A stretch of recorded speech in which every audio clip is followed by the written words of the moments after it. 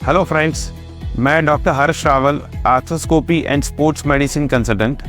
आज के ये वीडियो में बात करेंगे कि शोल्डर जॉइंट बारी बारी डिसलोकेट कैसे होता है, उसके रीजंस क्या होते हैं और उसके लिए क्या ट्रीटमेंट करना चाहिए।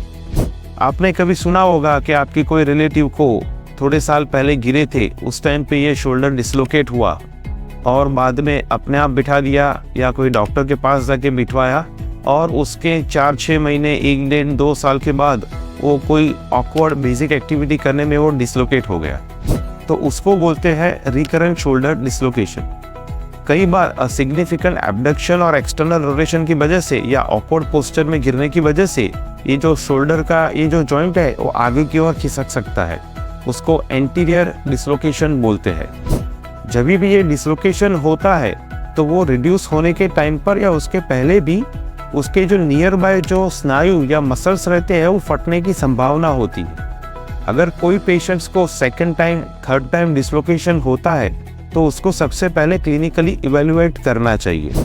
क्लिनिकल इवेल्युएशंस में मेनली पेशेंट्स की रेंज ऑफ मूवमेंट्स कितनी है, पेशेंट्स को रोटेशनल एक्टिविटी में कोई डिफिकल्ट हो रहा है कि नहीं हो रहा है, और जो सबसे इम्पोर्टेंट टेस्ट है उसको एप्रीहेंशन टेस्ट बोलते हैं।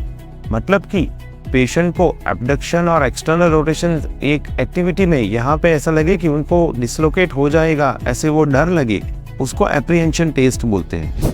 अगर जो पेशेंट्स में ये एप्रीहेंशन टेस्ट पॉजिटिव है वो सभी पेशेंट्स को एक्सरे और एमआरआई करके इवेल्युएट करना चाहिए। एक्सरे में 2AP व्यू रहता है, उसमें हमको बेसिक ओरिएंटेशन आता है कि पेशेंट्स को शोल्डर जॉइंट में कोई एब्नॉर्मलिटी है कि नहीं। एमआरआई में पता चलता है कि पेशेंट्स को कहाँ पर प्रॉब्लम है, मतलब कि देयर इज अ लेब्रम टेयर है, उसको मेडिकल टर्म में बोलते हैं बैंकार्ड लीजन।